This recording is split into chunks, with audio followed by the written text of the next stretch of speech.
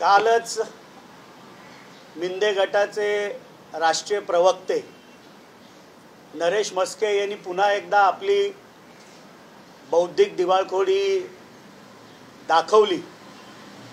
काल राष्ट्रवादीचा 24वा वर्धापन दिन होता। 24 वर्ष पूर्ण झाली आणि 25व्या वर्षामध्ये राष्ट्रवादी काँग्रेस पक्षाने पदार्पण केलं आणि त्यावेळेला आपल्या पत्रकार परिषदेची त्यांनी सुरुवात करत असताना एक शेर म्हटला कि गद्दारी का जिक्र होगा जब जब हमें किसी के पुराने किस्से याद आएंगे। एक तर मीडियाच्या माध्यमातून माझी त्यांना विनंती आहे की त्यांना जर स्मरणशक्ती कमी असेल तर टेलिप्रॉम्प्टर ठेवत जावा, ते बोलत असताना सारखा कागद बघायला लागणार नाही। आणि मी आज त्यांना एक पुस्तक भेट म्हणून पाठवत आहे। आदरणीय पवार साहेबांचं हे आत्मचरित्र आहे, लोक माझे सांगाती। याच्यामध्ये आदरणीय पवार साहेबांचा संपूर्ण जीवनपट ह्या पुस्तकामध्ये आहे। त्यांचं राजकीय अभ्यास कमी आहे। काल ते म्हणत असताना म्हणाले की वसंतदादा पाटील हे पवार साहेबांचे गुरु होते। त्यामुळे हे पुस्तक वाचल्यानंतर तरी त्यांच्या ज्ञानात भर पडेल अशी अपेक्षा व्यक्त करतो। हे पुस्तक मी त्यांना पाठवत आहे। माझी प्रेसला विनंती आहे की तुमच्यातल्या कोणीतरी हे पुस्तक त्यांना पोचवावं, कारण मी गेलो तर पुन्हा एखादी खोटी पोलीस केस माझ्यावर ते करायचे। त्यामुळे पुस्तक मी आज मिंदे गटाचे राष्ट्रीय प्रवक्ते नरेश म्हस्के यांना पाठवत आहे। हे पुस्तक त्यांनी वाचावं। हे वाचून झाल्यानंतर याची दुसरी आवृत्ती आलेली आहे। पवार साहेबांचा दुसऱ्या पार्टमधलं जे आत्मचरित्र आहे ते देखील मी त्यांना वाचायला देईन। त्यामुळे गोल्डन गँगच्या म्होरक्याला आदरणीय शरदचंद्रजी पवार साहेबांचं महाराष्ट्रातल्या जडणघडणीमधलं योगदान, देशाच्या विकासामधलं योगदान हे कळावं म्हणून हे पुस्तक मी त्यांना आवर्जून पाठवत आहे। काल आपल्या पत्रकार परिषदेमध्ये ते हे देखील म्हटले की राष्ट्रवादीची स्थापना देखील गद्दारीतून झाली। ते देखील मी त्यांना सांगू इच्छितो की राष्ट्रवादी पक्षाचा जन्म हा ज्यावेळेला आदरणीय शरदचंद्रजी पवार साहेब असतील, तारिक अनवर असतील, संगमाजी असतील, यांनी काँग्रेसची फारकत घेतल्यानंतर नवीन पक्षाची त्यांनी स्थापना केली। त्यांनी कोणाचा पक्ष चोरला नाही, कोणाचं चिन्ह चोरलं नाही, कोणाच्या पाठीमध्ये खंजीर खुपसला नाही, पण काँग्रेस पक्षापासून फारकत घेत आपला स्वतःचा पक्ष स्थापन केला, ज्याचं नाव होतं राष्ट्रवादी काँग्रेस पार्टी। त्यानंतर पुढे जाऊन ते अजून असंही म्हणाले की काल कोणते इंटे बिंटे चिंटे जमा होऊन आंदोलन केलं। मी राष्ट्रवादीचा ठाणे शहराचा जिल्हाध्यक्ष आहे। त्या आंदोलनामध्ये राष्ट्रवादीचे नेते डॉक्टर जितेंद्र आव्हाड साहेब आणि राष्ट्रवादीचे सर्व पदाधिकारी आम्ही ते आंदोलन केलं आणि अगदी छातीटोकपणे आंदोलन केलं आणि ती घोषणा आजही मी देतो, 50 खोके एकदम ओके, 50 खोके एकदम ओके। त्यामुळे काल आम्ही जागतिक गद्दार दिन साजरा केला, 50 खोक्यांची होळी केली। त्याबद्दल लगेच पोलिसांनी मला अटक देखील केली, माझ्यावर केस देखील झाली आणि त्यामुळे कोणालाही न घाबरता आम्ही कालचं आंदोलन केलं। पुढे आपल्या पत्रकार परिषदेमध्ये ते म्हणाले की राष्ट्रवादी पक्षामध्ये आहेत काय, बाहेरचे इकडचे तिकडचे आलेले लोक आहेत। माननीय एकनाथ खडसे साहेबांचं नाव त्यांनी त्या पत्रकार परिषदेमध्ये घेतलं। मग मिंदे गटामध्ये आहेत कोण? ठाण्यातलं साधं उदाहरण देतो, प्रताप सरनाईकांची राजकीय सुरुवात कुठनं सुरू झाली? रवी फाटकांचा राजकीय प्रवास काय आहे? शिवसेना काँग्रेस, शिवसेना मिंदे गट। त्यामुळे दुसऱ्याकडे बोट दाखवत असताना 3 बोटं आपल्याकडे आहेत। साधं एक छोटं उदाहरण देतो, आजच्या मिंदे गटाच्या सरकारमधले जे 9 मंत्री आहेत त्यातले 3 मंत्री कधी शिवसेनेमध्ये आले?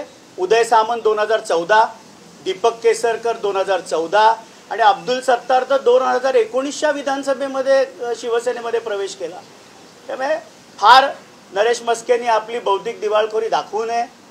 बोलताना राजकीय त्यांचा अभ्यास कमी आहे मला माहिती आहे, टेलिप्रॉम्प्टर देखील त्यांनी वापरावा आणि म्हणून आज हे पुस्तक त्यांना मी भेट म्हणून पाठवत आहे। हे त्यांनी जरूर वाचावं, म्हणजे त्यांचं जेवढं वय आहे त्याच्यापेक्षा जास्त वर्ष सार्वजनिक जीवनामध्ये पवार साहेबांना झाली आहेत। काहीतरी ते शिकतील, हेच त्यामागचं तात्पर्य आहे.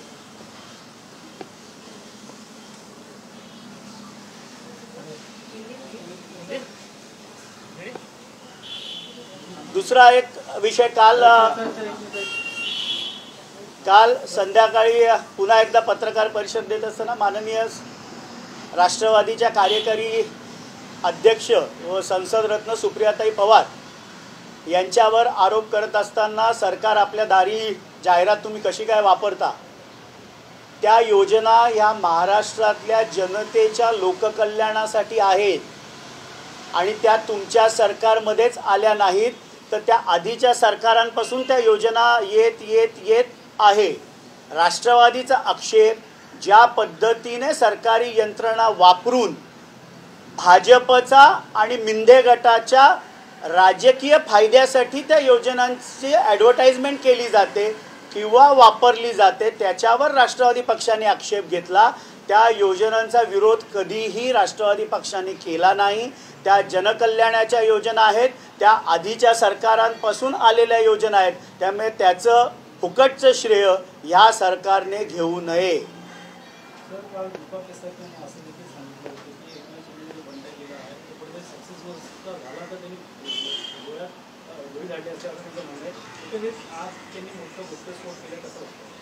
खरं तर दीपक केसरकरांसारख्या ज्येष्ठ आमदारांनी अशा प्रकारचं वक्तव्य केलं हे ऐकल्यानंतर मला देखील ठाणेकर म्हणून आणि महाराष्ट्रातली एक सुज्ञ नागरिक म्हणून धक्का बसला. माननीय मुख्यमंत्री एकनाथरावजी शिंदे हे जरी आमचे राजकीय विरोधक असले, आम्ही त्यांच्याशी राजकीय लढाई लढत आहोत, वैचारिक लढाई लढत आहोत, सिद्धांतांची लढाई लढत आहोत, तरी त्यांची प्रकृती स्वस्थ राहिली पाहिजे हीच आमची आई भवानीच्या चरणी प्रार्थना आहे. पण नक्कीच ज्या दीपक केसरकरांनी हे वक्तव्य केलं, कुठेतरी माननीय मुख्यमंत्र्यांच्या मनावर गद्दारीचं, शिवसेना पक्षप्रमुख माननीय उद्धवजी ठाकरे साहेब यांच्या पाठीत खंजीर खुपसल्याचं वजन हे त्यांच्या मनावर असणार आणि म्हणून एखाद वेळेस अशा प्रकारची भावना त्यांनी व्यक्त केली असेल. मी नरेश मस्केंना एवढंच विनंती करीन की एखाद्या चांगल्या सायकोलॉजिस्टकडे माननीय मुख्यमंत्री साहेबांनी जाऊन आपली ट्रीटमेंट करावी. ठाण्यामध्ये मी एक नाव सुचवू शकतो, doctor Anand Nadkarni, institute of psychological health. ही खूप जुनी आणि चांगली संस्था आहे.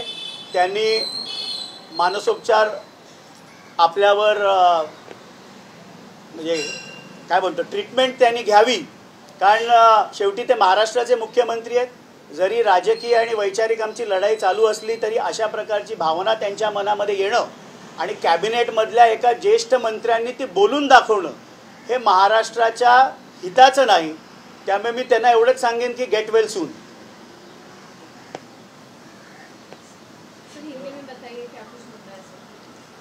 कल मिंदे गट के प्रवक्ता,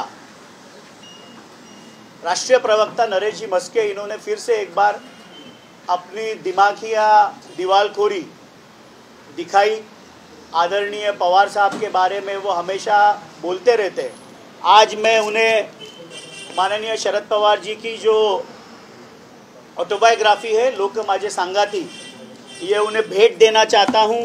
ये वो पढ़े और आदरणीय पवार साहब का महाराष्ट्र के विकास में और देश के विकास में जो योगदान है वो पढ़े. जिनकी मर्यादा थाने महानगर पालिका का टेंडर सेट करने में और गोल्डन गैंग का मेंबर होने में है, वो क्या पवार साहब को समझेंगे.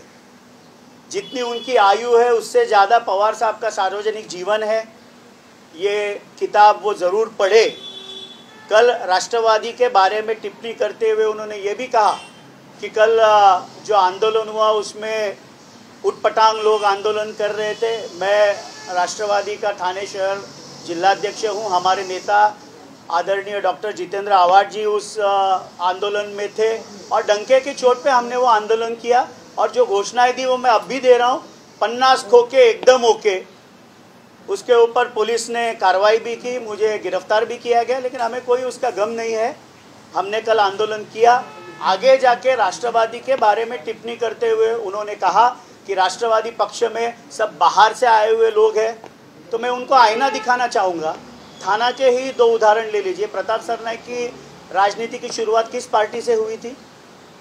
रविंद्र फाटक जी, शिवसेना, कांग्रेस, फिर शिवसेना, फिर मिंदेगट, और अभी के सरकार में जो शिवसेना मिंदेगट के 9 मंत्री हैं, उनमें से 3 मंत्री, उदय सामंत जी 2014 में शिवसेना में आए, दीपक केसरकर जी 2014 में आए, और अब्दुल सत्तार तो 2019 में आए। तो अगर आप एक उंगली दूसरे की तरफ दिखा रहे हो तो 3 उंगलियां आपकी तरफ है। ये आत्मपरीक्षण उन्हें करना चाहिए। और आगे से जब वो शेर कहे कि गद्दारी का जिक्र होगा जब जब हमें किसी की पुरानी याद आएगी, किस्सों की याद आएगी, तो टेलीप्रॉम्प्टर वो रखे, क्योंकि बोलते हुए बार बार वो दाहिनी तरफ देख रहे थे, तो वो टेलीप्रॉम्प्टर आगे बार से रखे। संरक्षणाचा विषय गाजत असताना मातोश्रीवरील सुरक्षा कपात केलेली आहे। काय दुसरीकडे तुम्ही विषय काढलेला होता की आरटीच्या माध्यमातून अनेकांना सुरक्षा ठाण्यामध्ये पोहोचवली, त्याचं फार ते पत्र आणले अत्यंत गमतीशीर असं उत्तर मला आलेलं आहे की विशेष शाखेला माहितीच्या अधिकारापासून बाहेर ठेवण्यात आलेलं आहे, त्यामुळे तुम्ही मागितलेली कुठलीही माहिती आम्ही देऊ शकत नाही असं कालच संध्याकाळी मला पत्र प्राप्त झालेलं आहे। या त्यांच्या पत्राच्या विरुद्ध 30 दिवसामध्ये अपील करायचा मला अधिकार आहे। मी अपील करणार आहे, कारण माझी स्पष्ट मागणी आहे की कोणाकोणाला संरक्षण दिलं, ते संरक्षण देत असताना त्यांना थ्रेट परसेप्शन होतं का, ही माहिती जरी आपण डिस्क्लोज करू शकला नाही तरी ज्यांना संरक्षण दिलं, जे लोकप्रतिनिधींच्या डेफिनेशनमध्ये येत नाहीत, अशी अनेक लोक ठाण्यामध्ये 2-2 पोलीस बॉडीगार्ड घेऊन फिरताना दिसतात, तर यांना दिलेलं संरक्षण हे शुल्कमध्ये आहे का निशुल्क आहे? आणि शुल्क असेल तर ते पैसे भरतात का, आणि नसतील भरत तर किती त्यांच्याकडनं येणं बाकी आहे, ही माहिती तर देऊ शकतात ना। एखाद्याला थ्रेट परसेप्शन आहे हे जर डाटा माझ्याबरोबर ते शेअर करू शकत नसतील तर पोलीस संरक्षण शुल्क आहे का निशुल्क आहे हे तर माहिती देऊ शकतात। त्यामुळे त्यांच्या या पत्राविरुद्ध मी उपायुक्त सुरक्षा विभाग यांच्याकडे अपील करणार आहे। जे काही त्यांनी उत्तर दिलंय हे समाधानकारक नाही, कारण पोलीस कर्मचारी आणि अधिकाऱ्यांचा पगार महाराष्ट्रातल्या गोरगरीब जनता जो कर देते त्या माध्यमातून त्यांना पगार दिले जातात, कुठल्या एका राजकीय पक्षाचे ते कार्यकर्ते नाही। आज ठाण्यामध्ये ही परिस्थिती आहे की ठाणे पोलीस आयुक्तालय, ठाण्याचे पोलीस आयुक्त हे पोलीस कर्मचारी आणि अधिकारी हे राजकीय पक्षाचे पदाधिकारी आणि कार्यकर्ते असल्यासारखे वागत आहेत। त्यामुळे मला जे पत्र आलं त्या पत्राच्या विरुद्धामध्ये 30 दिवसामध्ये मी किंबहुना उद्याच पुन्हा अपील करणार आहे। इथे मी बोललो ना की जे देश पातळीवरचे नेते आहेत, आदरणीय शरदचंद्रजी पवार साहेब हे देशातील अग्रगण्य नेते आहेत। शिवसेना पक्षप्रमुख माननीय उद्धवजी ठाकरे हे महाराष्ट्राचे माजी मुख्यमंत्री आहेत, त्याचप्रमाणे एका पक्षाचे पक्षप्रमुख आहेत। मातोश्रीला सातत्याने ISI असेल, पाकिस्तान असेल याच्याकडनं दहशतवादी हल्ल्याचं थ्रेट परसेप्शन असतं, आणि अशा परिस्थितीमध्ये त्यांचं सुरक्षा रक्षा कमी करणं हे अत्यंत चुकीची बाब आहे। आणि असं कुठलंही गोष्ट होता कामा नये हे मला पत्रकाल आलेलं आहे, आणि त्याच्यामध्ये त्यांनी सांगितलेलं आहे की माहितीचा अधिकार 2005 नुसार एक राज्य गुप्त वार्ता पोलीस आयुक्तालयाची विशेष शाखा व सर्व जिल्ह्यातील पोलीस विशेष शाखा यांची माहितीच्या अधिकाराचा नियम 2005 मधनं वगळण्यात आलेली आहे। यामुळे अर्जदार आनंद प्रकाश परांजपे यांनी मागितलेली माहिती देता येत नाही, आणि सोबत त्यांनी हे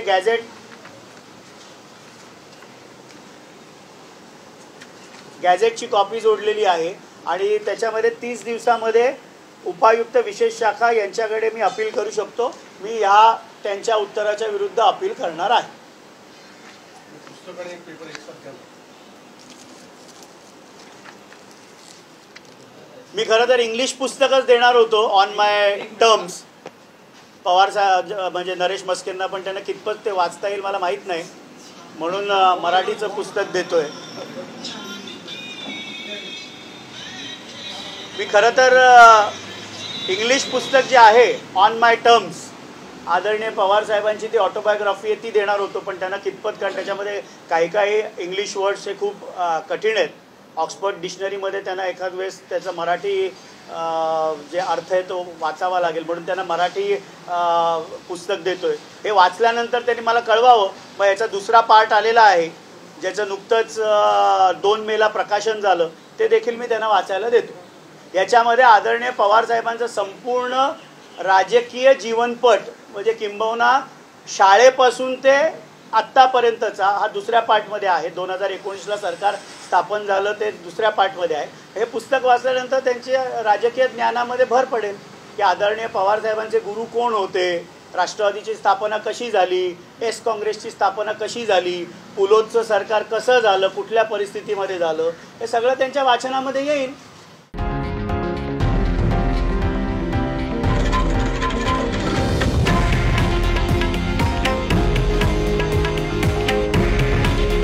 हे आहे देशातील नंबर 1 न्यूज नेटवर्क आणि आपण पाहत आहात TV9 मराठी. काळजी तुमची, हित महाराष्ट्राचं.